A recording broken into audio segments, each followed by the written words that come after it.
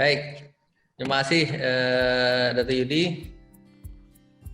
Kita lanjut pada sesi terakhir. Mudah-mudahan masih bersemangat. Ya, ini adalah sesi yang mungkin dianggap sebagai kebutuhan tersier, yaitu bagaimana penanganan pasangan-pasangan yang ingin hamil ya pada pandemi COVID-19 ini. Kalau kita lihat, maaf. Ya, ini data per hari ini kita bisa lihat bahwa Indonesia kurang lebih ini data kemarin ya, kita 6 ribuan dengan angka kematian hampir 600, dan bagaimana dunia menyikapinya, terutama khususnya pada treatment pada pasangan yang ingin memiliki keturunan. Ya, kalau kita lihat ada dua organisasi yang besar di dunia, yaitu European Society Human Reproduction and Embryologists, dan satu lagi adalah American Society of Reproductive Medicine. Ya, ini adalah gambaran ringkas dari rekomendasi organisasi-organisasi besar terkait reproduksi di dunia. Semua merekomendasikan avoid pregnancy. Ya, semua merekomendasikan hindari kehamilan. Kemudian tunda treatment bayi tabung, ya, kemudian sama ini Amerika, kemudian Australia juga postponing the treatment. Ya, kita lihat. Kemudian ini Inggris, ya, British sama, ya, semua menyampaikannya clinic stop fertility treatment. Ya, kemudian suspend treatment dan cancellation. Minimal ada 3 pertimbangan ya, mengapa seluruh organisasi fertility di dunia merekomendasikan untuk hindari kehamilan atau stop penanganan infertilitas. Yang pertama adalah tentu untuk patient safety dan healthcare professional safety. Yang kedua adalah karena mereka belum tahu atau kita belum tahu juga bagaimana efek COVID-19 terhadap kehamilan. Tadi pembicara sebelumnya sudah banyak menceritakan ya bagaimana so far evidence-nya, walaupun ada tetapi sangat limited. Dan yang terakhir adalah bagaimana treatment pemberian obat-obatan untuk membesarkan sel telur misalkan terhadap kehamilan. Dan ini adalah rekomendasi yang sangat jelas dari American Society of Reproductive Medicine. Dia suspending initiation of new treatment cycles, pemberian obat-obatan induksi ovulasi, inseminasi, bayi tabung, semua direkomendasikan untuk disuspend. Kemudian kalau sudah berjalan, silakan dilanjutkan, tetapi dipertimbangkan untuk menunda transfer embrio dan disarankan untuk melakukan simpan beku embrio. Kemudian suspend elective surgery, tadi Dr. Brahmana sudah menyampaikan, dan penggunaan telehealth system. Inilah yang mereka takutkan sebenarnya. Avoid komplikasi dari teknologi reproduksi berbantu, terutama terhadap efeknya terhadap kemungkinan infeksi COVID-19 atau SARS-CoV-2. Kemudian vertical transmission, walaupun sudah ada no vertical transmission, tapi mereka sangat berhati-hati, sehingga inilah yang menjadi pertimbangan-pertimbangan organisasi di dunia. Kemudian kita masuk ke pertimbangan yang lebih detail dari ESRE, European Society of Human Reproduction and Embryology, bahwa yang mereka rekomendasikan adalah freeze all recommendation. Jadi silakan Anda boleh melakukan stimulasi ovarium, Anda boleh menerima pasien-pasien bayi tabung, tetapi setelah ada embrio disimpan beku semuanya. Kemudian mereka membuktikan ketakutan adanya kontaminasi virus terhadap sel sperma maupun sel telur dan embrio hampir tidak ada, karena setiap proses di dalam inseminasi, di dalam bayi tabung melewati step-step yang bertahap, di washing berkali-kali sehingga dianggap aman. Dan yang kedua, di sel telur itu kebesaran Allah Subhanahu wa taala ada zona pellucida yang melindungi sel telur terhadap kemungkinan infeksi. Tetapi tetap pertimbangan mereka untuk menunda adalah pentingnya social distancing. Ya, ini rekomendasi dari Department of Health New York. Ya. Ya, ini New York adalah salah satu epicentrum, saya kira epicentrum terbesar di Amerika. Sekarang kasusnya di Amerika sini sudah 800.000. Mereka merekomendasikan boleh melakukan pelayanan sexual and reproductive health essential services.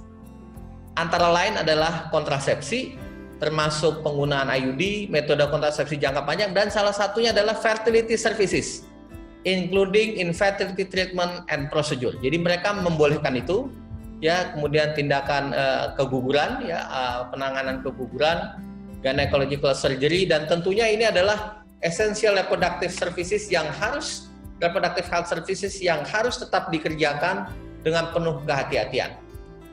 Setelah kita melihat Eropa, melihat Amerika yang tentu angka kasusnya jauh paling tinggi di Amerika dengan 800.000 kasus, dan Eropa juara duanya sekarang adalah Spanyol dan juara tiganya Italia. Sekarang kita ke Asia Pasifik. Asia Pasifik, di Asia Pacific Initiative on Reproduction, kita baru saja mengeluarkan guidance yang prinsipnya ada dua. Yang pertama, mempertimbangkan untuk menunda treatment sambil memikirkan kasus-kasus tertentu yang boleh dikerjakan. Contohnya adalah pasien-pasien yang advanced maternal age, pasien-pasien yang telurnya sangat sedikit, atau pasien-pasien kanker yang ingin memiliki keturunan karena dia akan segera menjalani kemoterapi atau radiasi. Dan kita sadari betul virus mitigation di setiap negara ini berbeda. Yang paling bagus mitigasinya di Asia adalah Taiwan. Ya, Taiwan dan Vietnam, dua negara yang sangat baik. Mereka sangat confident untuk tetap melakukan layanan-layanan fertility, layanan-layanan kesehatan reproduksi karena mitigasinya sangat baik. Ini Italia, saya kira papernya baru publish juga bulan ini. Mereka jelas menekankan carefully monitoring and situation. Ya, sekarang mereka 600.000 kasus. Mereka jadwalkan treatment akan dibuka kalau kasusnya sudah mencapai puncak dan plateau, dia akan turun. Ya, ini kapan? Tetapi Italia, saya kira kalau lihat dari grafiknya sekarang sudah plateau, dia udah peak dan plateau sekarang. Ya, sekarang udah disusul oleh Spain, Amerika yang belum. Sehingga mereka menyarankan ini urgent oocyte collection for oncologic patients. Jadi kalau pasien-pasien yang ingin menyimpan beku, ingin simpan beku sel telur atau embrio, melakukan preservasi fungsi reproduksi, pasien-pasien Dr. Brahmana, pasien-pasien Dr. Yudi, begitu tetap diizinkan. Kemudian pasien-pasien berusia tua tetap juga diizinkan karena tidak boleh dipospon karena nanti mereka peluang untuk hamil menjadi sangat kecil. Isu lain yang menarik di bidang infertilitas adalah adakah virus SARS-CoV di semen? Karena perilaku virus SARS-CoV-2 ini mirip dengan virus-virus lainnya yang mampu menginfeksi testis sehingga menyebabkan viral orchitis. Kita ingat mumps itu menyebabkan orchitis dan sering menyebabkan azoospermia pada laki-laki.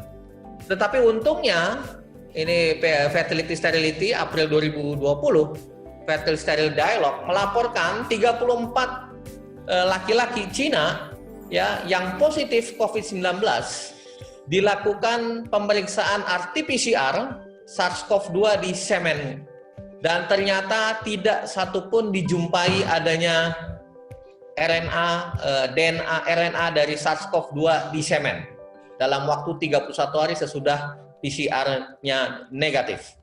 Jadi ini hal yang sangat menguntungkan bagi laki-laki. Kemudian bagaimana dengan perempuan? Tadi saya kira Dr. Erik Tenda, kemudian Dr. Adri, Dr. Luki sudah menyampaikan pengantar ya bagaimana virus itu masuk melalui S2 reseptor dan secara patofisiologi proses folikulogenesis di dalam ovarium itu juga dibantu oleh ekspresi S2 di dalam folikel. Dan ini yang sangat hipotesisnya sangat mengkhawatirkan bila kita melakukan pembesaran sel telur, maka ekspresi reseptor S2 di dalam ovarium juga akan meningkat, sehingga dianggap kalau kita melakukan stimulasi ovarium meningkatkan potensi terinfeksi COVID-19. Walaupun hipotesisnya masih pada binatang ya, masih pada binatang, belum terbukti pada human, mirip seperti hipotesis pemberian angiotensinogen 2 reseptor blocker yang diduga meningkatkan severity COVID-19, tetapi itu belum terbukti. Kemudian bagaimana kita menyikapi semua ini? Saya kira ini baik sekali pengalaman dari Italia. Mereka tetap membuka untuk klinik-klinik yang offering fertility treatment. Ada 10 catatannya. Yang pertama harus jelas, strictly clearly visible sign untuk generic health precautions. Jelas di kliniknya harus ada tanda-tanda yang jelas bahwa mana zona, tentu tidak zona merah, kuning, hijau, tetapi harus berhati-hati, ada pemberitahuan. Dan non-essential visit semuanya tidak dilakukan. Kemudian telemedicine model untuk konsultasi, tetapi pasien boleh datang hanya untuk ultrasonografi atau pengambilan darah, sehingga jumlah kunjungannya hanya sedikit. Kemudian pembagian tim, ya, reduce the sharing of common spaces. Saya kira ini hal yang lazim pada center-center yang mencegah terjadinya penularan COVID-19. Pasien di screening melalui telepon, dan yang sangat penting poin 6 dan 7, kalau di tengah perjalanan ada pasien yang positif, maka treatmentnya bisa di-cancel siklusnya atau dilakukan simpan beku sel telur atau embrio. Kemudian sangat harus kita lakukan stimulasi berhati-hati. Kita harus mencegah semaksimal mungkin terjadinya hiperstimulasi ovarium. Karena semakin banyak sel telur, apabila terjadi hiperstimulasi, maka risiko pasien untuk terinfeksi COVID-19 makin tinggi karena ekspresi S2 reseptor di ovarium yang makin tinggi. Karena itu mild stimulation, penggunaan antagonis, agonis triggering menjadi hal yang sangat harus dilakukan pada pasien-pasien infertilitas menjalani program fertilisasi in vitro. Bagaimana dengan stres? Ya, tentu kita tahu bahwa pasien infertilitas tanpa ada COVID saja dia sudah stres. Ya, 22,3% ini studi kita menunjukkan pasien-pasien infertilitas mengalami anxiety, feeling fatigue, ya, adalah the most prominent complaint dan sangat terkait dengan lamanya infertilitas. Bagaimana pada kondisi pandemi?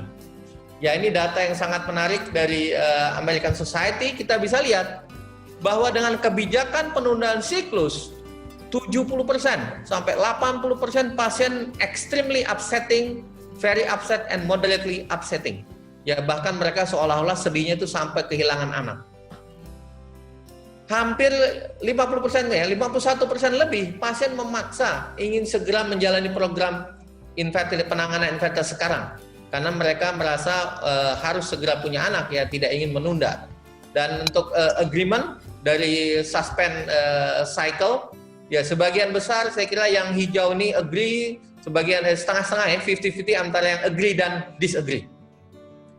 Kemudian bagaimana tips yang kita harus berikan kepada pasien-pasien kita dalam managing stres, terutama pasien-pasien infertilitas.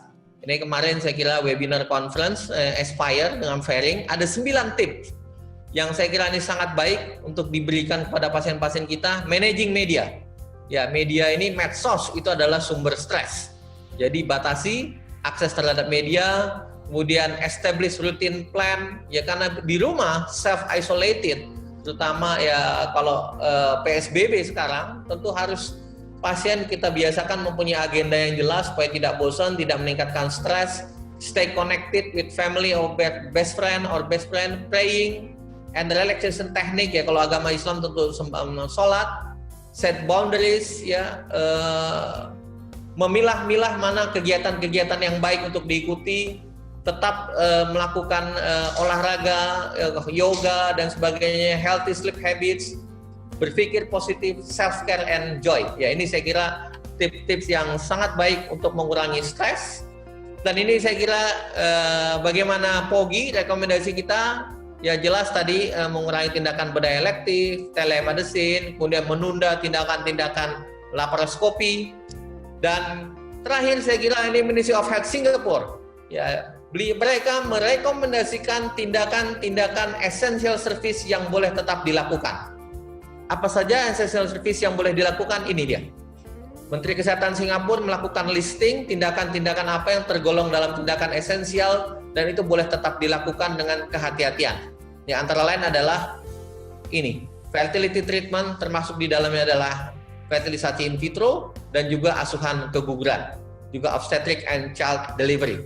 Saya kira ini yang harus dicontoh oleh Departemen Kesehatan kita Karena Departemen Kesehatan kita hanya menyebutkan, menghimbau tutup praktek tanpa menyebutkan mana yang esensial, mana yang non-esensial. Dan kalau kita lihat penambahan kasus Indonesia dan Jakarta ini per kemarin, kita melihat mudah-mudahan, nih kita lihat ini sudah plateau di nasional bahkan turun. Begitupun DKI juga sudah mudah-mudahan peaknya sudah lewat dan dia sudah mulai turun. Mudah-mudahan benar ya prediksi-prediksi para ahli epidemiologi dengan PSBB yang baik mampu menekan sehingga mempercepat peak dan mempercepat plateau dan kemudian segera turun. Baik, sebagai kesimpulan, pandemi COVID-19 ini memang membatasi kita untuk melakukan infertility management, termasuk tindakan laparoskopi. Tetapi ada yang namanya essential sexual reproductive maternal child and adolescent health services yang boleh dikerjakan dengan strictly COVID-19 mitigations. Objeknya tentu adalah patient and healthcare provider safety. Kemudian reducing stress strategies ini sangat penting, 9 tips tadi. Kemudian telehealth and home visit based services. Saya kira ini modifikasi-modifikasi ini yang harus dikerjakan. Ada telehealth dan ada home visit sehingga bisa membantu pasien kita secara optimal untuk tetap bisa memiliki keturunan. Yang jelas, tips terakhir adalah think positive, relax, ensure your patient are getting pregnant soon after pandemic COVID-19 is over. Kenapa? Karena my husband has started work from home. Jadi dapat hamil spontan. Terima kasih. Selamat siang. Assalamualaikum warahmatullahi wabarakatuh. Waalaikumsalam. Tidak boleh hamil, tapi menghamili boleh karena di rumah. Oke, cukup banyak yang sudah disampaikan oleh para narasumber ya, mulai dari Dr. Erik sampai terakhir Prof. Iko. Barangkali untuk pertanyaan-pertanyaan terakhir boleh secara langsung mungkin 2 pertanyaan saja yang berhubungan dengan itu Dr. Brahmana. Tadi Dr. Brahmana mungkin akan sedikit menambah atau mungkin nunggu aja ada pertanyaan ya Dr. Bram. Okay. Ada pertanyaan dari audiens yang masih hadir di dalam Zoom ini? Boleh langsung saja dituju Dr. Bram atau Dr. Prof. Iko. Jadi saya bacain aja yang ada di chat ya, Dr. Yudi. Dr. Yudi, ada yang di chat saya bacakan pertanyaan untuk Dr. Brahmana ini. Boleh, silakan. Ya, ini jika kamar operasi masih bertekanan positif, apakah kita dilarang untuk melakukan operasi pada pasien PDP? Itu pertanyaannya. Apakah dengan mematikan AC bisa membantu? Silakan Dr. Brahmana. Terima kasih. Jadi kalau kita dilarang total, kalau kita dilarang total untuk melakukan operasi pada kamar operasi tekanan positif, bisa nggak ada operasi di Indonesia karena sebagian besar ya tekanannya positif. Sebelum era pandemi ya tekanannya positif di kamar operasi. Karena apa tekanannya positif? Ya artinya secara sederhana ketika pintu kamar operasi dibuka, jangan sampai udara luar masuk, seperti ditiup keluar area operasi. Jadi kalau kita hanya mau dioperasi di tekanan negatif, bisa berhenti operasi semuanya, karena semua OK itu adalah tekanan positif. Nah kemudian tindak lanjutnya apa? Merubah menjadi tekanan negatif tidak simpel, bahkan Singapura pun kesulitan mengubah menjadi semua kamar operasinya menjadi tekanan negatif di tengah pandemi COVID. Mungkin beberapa rumah sakit di kita juga sudah berhasil dengan mengubah menjadi tekanan negatif. Itu ada guideline-nya dari Kementerian Kesehatan bagaimana membuat menjadi tekanan negatif. Tetapi tidak mudah untuk semua kamar operasi di seluruh Indonesia menjadi tekanan negatif. Nah, bagaimana tindak lanjutnya? Ada ini kan semua barang serba baru. Ada yang pada waktu intubasi kemudian ditunggu 10 menit, itu seperti dikerjakan di Singapura, membiarkan HEPA filternya bekerja. PR selanjutnya apakah di setiap kamar operasi di kita ada HEPA filternya? Itu PR selanjutnya juga. Apakah ada begitu? Nah, jadi apakah mematikan AC itu bermanfaat untuk mencegah risiko penularan? Itu sebetulnya question mark. Apakah kemudian AC itu kemudian dimatiin? Paling tidak kalau AC itu dimatiin, begitu pintu dibuka, udaranya ya oke, tidak terhembus keluar. Mungkin begitu, tetapi tidak ada guideline pasti apakah AC itu harus dimatikan. Cuman kalau AC sepanjang operasi itu dimatikan, justru resiko infeksi luka operasi semakin tinggi. Cuman mungkin itu jawaban saya. Mungkin ada Dr. Yudi nambahin. Cocok-cocok aja lah, nggak susah juga. Itu masih teori-teori saja, belum ada. Iya. Mungkin saya bisa tambahkan, Dr. Yudi. Boleh. Iya. Silakan. Jadi prinsipnya kami dari Rumah Sakit Persahabatan, kami kan memang memiliki ruang operasi tekanan negatif di Okasito-nya. Ya. Dan ini memang awalnya dibuat itu untuk penanganan pada pasien-pasien dengan TB MDR, di mana itu potensinya adalah airborne. Nah, untungnya Indonesia kan untung terus nih. Untungnya COVID ini droplet. Sampai saat ini hanya minimal aerosol terjadi pada prosedur-prosedur tertentu. Jadi mungkin dari kami kalau prosedur itu hanya sesarian yang menggunakan spinal, kemudian tidak ada potensi aerosol terjadi di situ, masih cukup aman dengan penggunaan APD level 3. Nah, mungkin akan menjadi complicated ketika ada prosedur yang mencetak aerosol tadi dan berbagai hal yang tadi diupayakan, ya kita ya berdoa lah kalau memang itu sampai terjadi, ternyata pasien kita yang diduga awalnya nggak PDP ternyata PDP, dilakukan prosedur anestesi umum, aerosol terbentuk, itu potensinya memang tinggi untuk airborne. Tapi yang lainnya saya rasa masih memungkinkan. Oke, terima kasih. Mungkin Prof. Iko kesimpulannya bahwa mungkin lebih baik dimatikan saja AC, minimal mereka, tapi tidak menghilangkan, tapi ruginya operatornya keringetan, gitu aja. Cepat ganti baju berarti operatornya. Nanti ganti celana dan sebagainya. Ada pertanyaan untuk Prof. Iko nggak tentang fertility di masa COVID pandemi? Ya, ini ada dari pertanyaan dari Dr. Yudi nih. Dari Dr. Yudi John. Pertanyaannya, bagaimana penjaminan mutu embrio beku yang akan ditransfer pasca pandemi COVID-19, terutama kerusakan embrio beku akibat terkontaminasi virus? Kemudian yang kedua, kapan transfer embrio dapat dilakukan pada pasien pasca penyembuhan? Ya, baik, terima kasih Dr. Yudi John atas pertanyaannya. Jadi yang pertama, tentunya tadi sudah saya singgung sedikit bahwa kemungkinan terjadinya kontaminasi virus pada tempat penyimpanan embrio atau sel telur atau sperma itu sangat sedikit. Ya, ada dua alasannya. Paling tidak, yang pertama karena tindakan dalam atau proses dalam fertilisasi in vitro itu dilakukan step demi step, lapis demi lapis. Ya, sperma di washing, kemudian sel telur dipreparasi. Itu yang menyebabkan terjadi dilusi berulang kali sehingga kemungkinan kontaminasi virus sangat kecil. Yang kedua, adanya zona pellucida. Kita tahu zona pellucida melindungi sel telur dan juga melindungi embrio dari kemungkinan infeksi atau kontaminasi virus. Jadi sangat aman sampai saat ini. Yang kedua, pertanyaan yang kedua adalah kapan ditransfer? Ya, transfer embrio tentu tidak perlu tergesa-gesa karena sampai saat ini simpan beku embrio dengan teknik vitrifikasi itu sangat aman. Bahkan pasien bisa menyimpan tahunan, bahkan puluhan tahun bisa disimpan. Dr. Yudi juga bisa menyimpan spermanya sampai puluhan tahun, insya Allah masih aman. Jadi tidak perlu tergesa-gesa, kita tunggu saja sampai pasiennya sembuh benar dari COVID-19, begitu kalau dia terinfeksi, kemudian sampai selesai pandeminya kalau perlu baru kemudian ditransfer. Yang agak repot kalau pasiennya tidak selamat. Kalau pasiennya tidak selamat, yang itu menjadi masalah etik. Karena embrionya otomatis tidak boleh, ya misalkan suaminya misalkan yang terkena kemudian tidak selamat, embrionya tidak boleh ditanam, even pada istrinya. Karena dianggap sebagai posthumous reproduction. Nah, itu yang masalah etiknya sangat kental. Terima kasih, Dr. Yudi. Ya, terima kasih, Prof. Iko. Tampaknya waktu juga nih, masih banyak hal yang kita bicarakan, tapi waktunya sudah ngaret juga, kita sudah molor.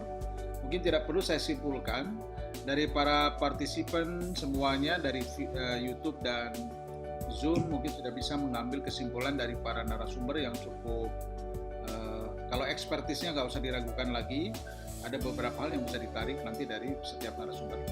Sebelum menutup ini, kemungkinan nanti Pak Ketua lah menyampaikan untuk penutupan ini. Mudah-mudahan apa yang dibicarakan hari ini bermanfaat buat kita secara khusus dan buat wanita, terutama dalam konteks kesehatan reproduksi yang kita sangat concern. supaya bisa lebih baik pada masa pandemik dan selanjutnya. Silakan Pak Ketua untuk menutup pertemuan ini. Saya sebagai selaku moderator undur diri. Billahi taufiq wal hidayah. Wassalamualaikum warahmatullahi wabarakatuh. Waalaikumsalam warahmatullahi Waalaikumsalam.